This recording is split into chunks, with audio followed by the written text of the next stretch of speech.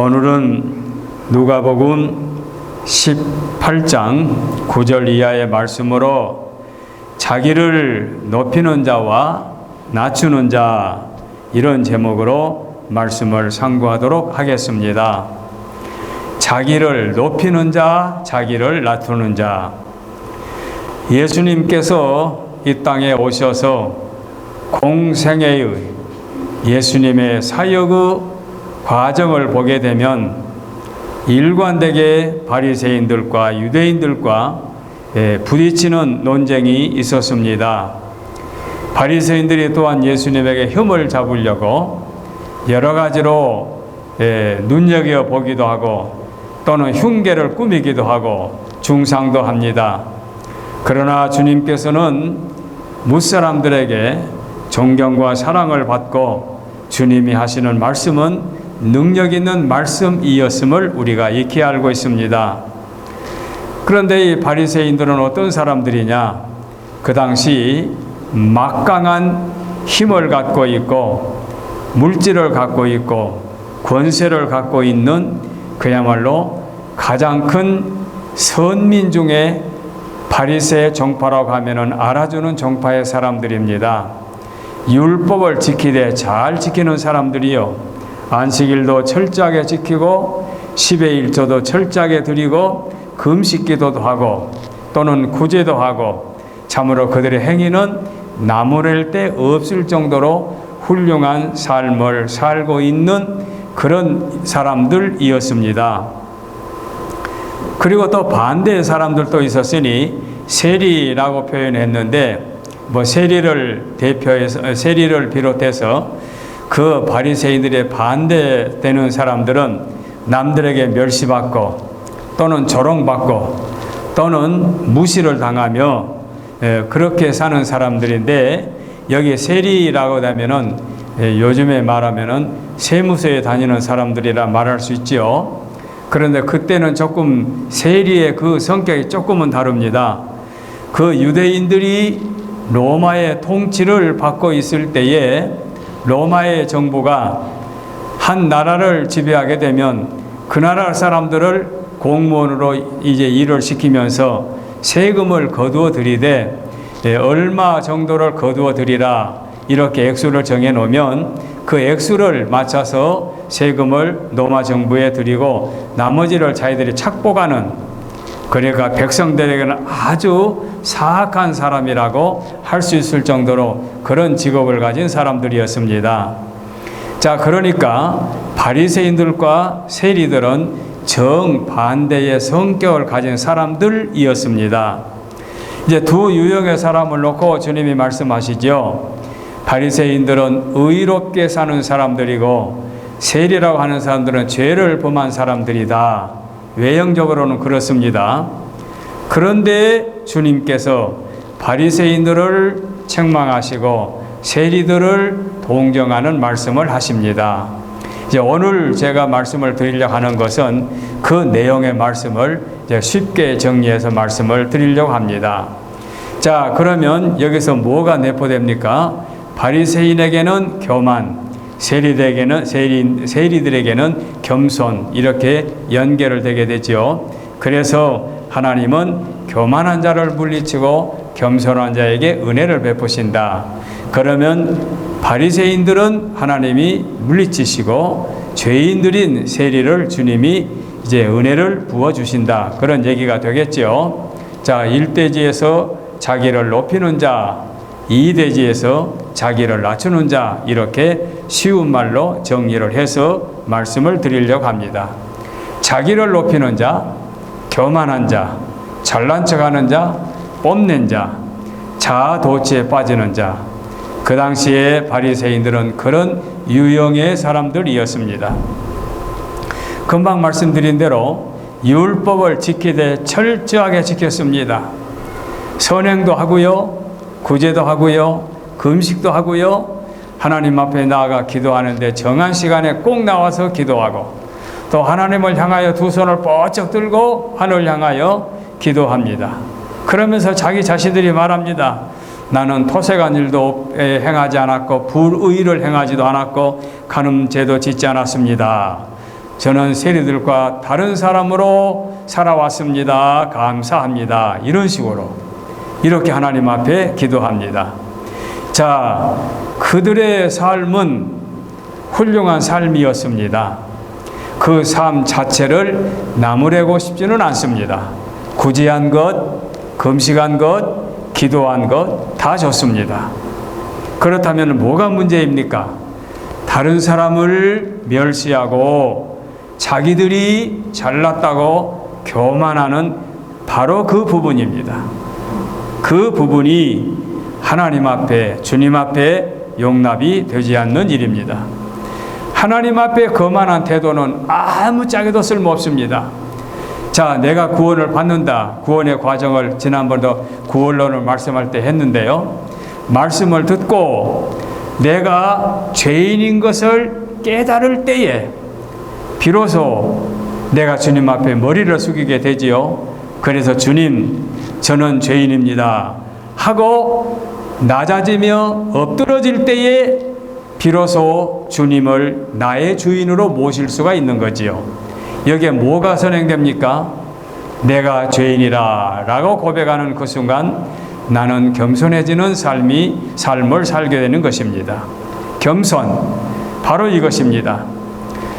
우리의 삶 속에서 거만하게 되면 아무짝에도 쓸모없습니다. 다른 사람들의 환영받지 못합니다. 그런데 겸손하게 되면 인정을 받습니다. 그래서 이 바리새인들의 허물은 그들의 삶 자체가 잘못된 것이 아니라 나는 이렇게 산다 하고 남에게 뽐내는 것이 잘못된 겁니다. 그들의 행위를 자랑하는 것이 잘못된 겁니다. 이것이 하나님 앞에 용납할 수 없는 거지요. 물론 율법을 자기네들 나름대로 만들어가지고 시행세칙을 만들어가지고 그 율법을 지켰기 때문에 그 형식적인 것 자체를 하나님은 그렇게 기뻐하지 않습니다. 하나님은 통회하고 자복하는 심령을 원하시기 때문에 이렇게 교만한 심령은 원하지 않습니다. 우리가 요즘에 성경 전체를 놓고 늘 말씀을 드립니다마는 구약의 모세 오경을 한마디로 딱 요약하면 무엇입니까? 구약 창세기, 출애굽기, 레위기, 민수기, 신명기, 모세 오경을 한마디로 딱 그 경제를 말하게 되면 하나님께서 내가 거룩하니 너희도 거룩하라, 그것입니다. 레위기서 같은 말씀이 바로 그것입니다. 하나님께서는 내가 거룩하니 너희도 거룩하라, 이것이 구약의 핵심입니다. 율법의 핵심입니다. 그래서 구약에 보게 되면 모세 같은 분이 얼마나 위대합니까? 하나님의 능력으로 그 기적 행한 거 상상이나 할 수 있습니까? 그럴 때마다, 능력을 행할 때마다 백성들이 왕으로 모시기를 원하고 통치자가 되기를 바랬지만 모세가 사양했습니다. 여호수아도 마찬가지요. 오늘 아침에 집사람과 아침 예배를 드리면서 사사기를 보는데요, 기드온 같은 경우도 하나님의 주신 능력과 은혜로 백성들을 위해서, 나라를 위해서 수고하니까 백성들이 기드온에게 우리를 좀 지도자로 대해달라, 왕이 좀 되어달라고 합니다. 그러니까 기드온이 말합니다. 나는 아니다. 나는 왕 될 마음이 없다. 나는 하나님만 섬기겠다. 이렇게 기드온이 말한 거 오늘 아침에도 또 읽고 왔어요. 이런 식으로 사무엘도 마찬가지요. 그들은 전혀 왕이 되고 싶은 마음이 없어요. 그런데 그 백성들은 하나님의 그 뜻을 몰라요. 내가 거룩하니 너희도 거룩하라, 그 뜻을 모르고, 그리고 사사시대에 그 백성들이 어떻게 살았습니까? 자기 행위에 옳다고 하는 대로 행하였다. 자기 행위도 옳다? 그럼 나는 내가 행한 내 생각이 옳다.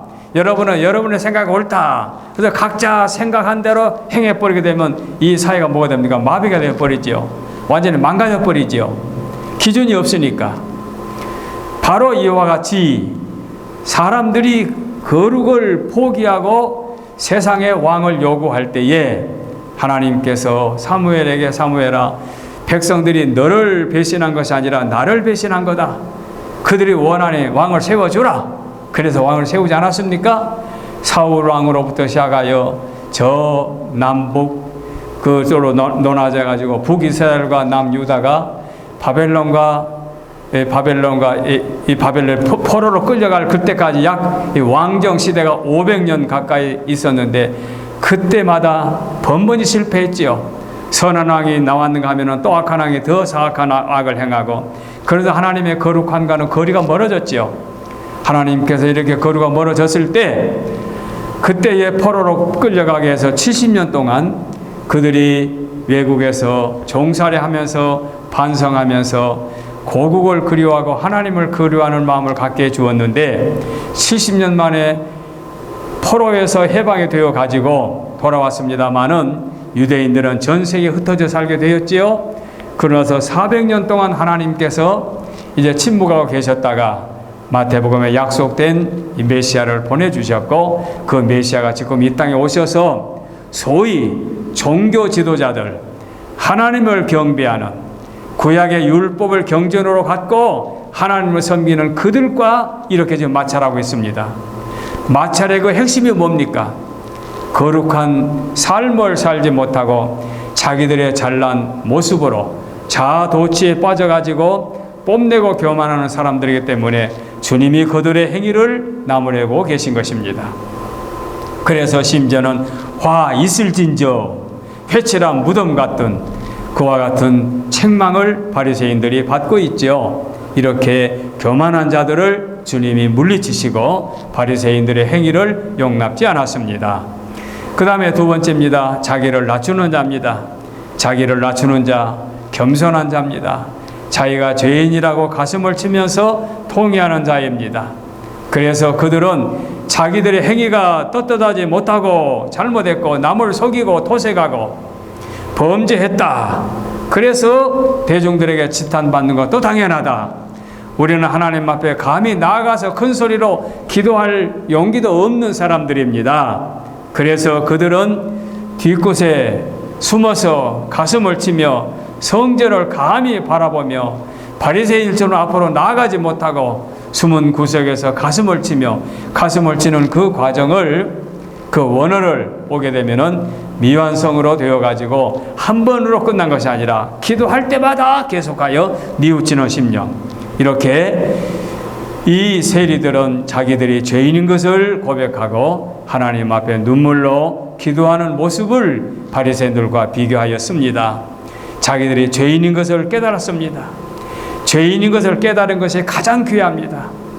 오늘 저와 여러분들도 우리가 주님 앞에 죄인이다, 나는 부족하다, 오라 나는 곤고한 사람이로다, 이 사망에서 누가 나를 건져내랴, 나는 날마다 죽노라. 내 마음속에는 두 가지 법이 있어가지고 하나의 법은 말씀을 순종하려고 하고 하나의 법은 죄를 범하게 하려고 하는데, 이 사망의 법에서 누가 나를 건져낼 것인가? 그 단시간은 바울 사도와 같은 심정이 곧 그리스도 앞에 죄인임을 고백하는 자인 것입니다. 그래서 우리는 겸손한 자를 주님이 찾으신다고 늘 기억하면서 오늘 또 이 말씀에 자기를 높이는 자는 낮아지고 자기를 낮추는 자는 높아진다고 주님이 분명 말씀해 주셨습니다. 페니실린을 만든 그 알렉산더 플레밍이라고 하는 사람에게 당신이 일생 동안에 가장 자랑스러웠던 일이 뭐냐라고 질문을 했던 모양이죠. 아마 당연히 나는 남들이 미처 알지 못했던 페니실린을 발견한 것이 가장 보람되다, 그런 대답이 나올 줄 알고 물어봤겠지요. 그런데 그가 한참 있다가 말하기를, 내가 내 삶에 가장 자랑스러웠던 것은 예수 그리스도를 나의 구주로 믿게 된 것이 가장 귀한 일이다 라고 고백했다는 것입니다. 그러니 세상에서 아무리 위대한 업적을 남긴 사람이라 할지라도 그 사람에게 예수님이 나의 구주라고 하는 것을 믿고 산다고 하면 그것보다 더 귀한 것이 없다, 이 말이죠. 하물며 보통 사람들에게는 더 말할 나위가 없죠. 평범한 사람들은 더 말할 나위 없죠. 세상 사람들에게 큰 공헌을 끼친 사람들도 그렇게 말할진데, 우리가 예수 그리스도를 나의 구주로 믿고 살면서 멸망의 자리에서 영생을 얻었다면 이보다 더 큰 자리에, 이보다 더 큰 축복이 어디 있겠습니까? 그래서 세리는 통회하며 자복하며 가슴을 치며 나는 죄인이다 라고 고백을 했습니다.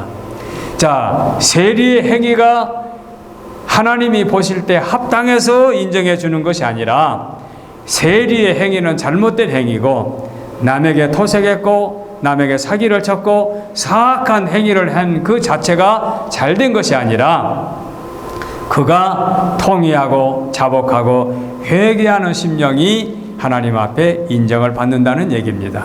그래서 하나님께서는 제물을 원하시는 것이 아니라 제사를 기뻐하시는 것이 아니라 하나님께서는 통회하는 심령, 상한 심령을 원하신다고 말씀하고 있죠.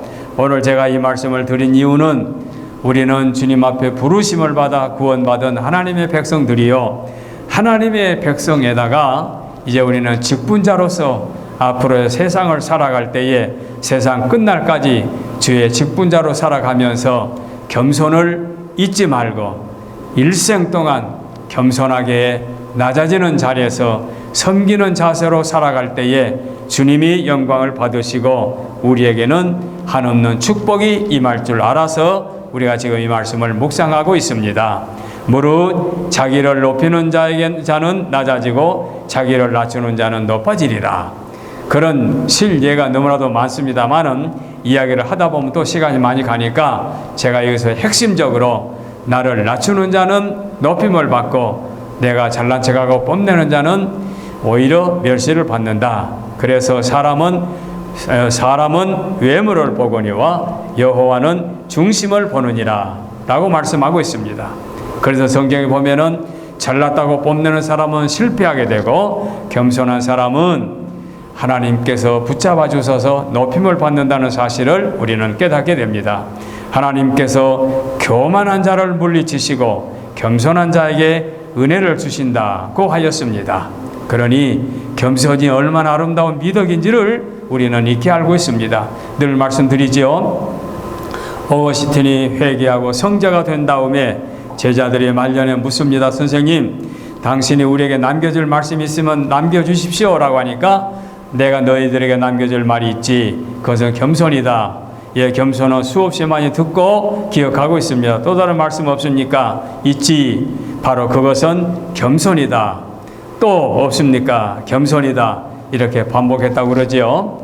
그리고 요한 사도도 죽기 전에 제자들이 물었다고 그러지요. 선생님, 우리에게 남겨줄 말씀이 무엇입니까? 사랑이다. 예, 사랑을 기억하고 있습니다. 또 다른 남겨주실 말씀이 없습니까? 그것 또한 사랑이다. 이렇게 3번씩이나 반복했다.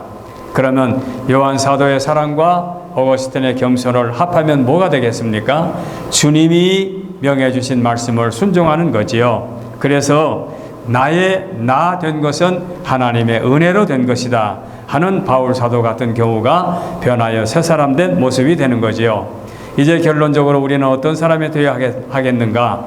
세상에서 어디서 언제 무엇을 하든지 우리는 주께서 명해 주신, 주께서 인정하신, 주께서 원하신 겸손한 사람이 되자. 겸손히 주님을 섬기는 자가 될 때에 우리는 하나님 앞에 인정받고 사랑받고 축복받는다.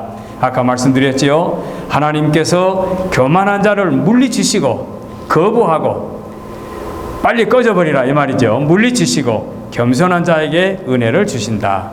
그러므로 이 아름다운 겸손을 가지고 세상을 살아갈 때에 삶은 확실히 달라지게 됩니다.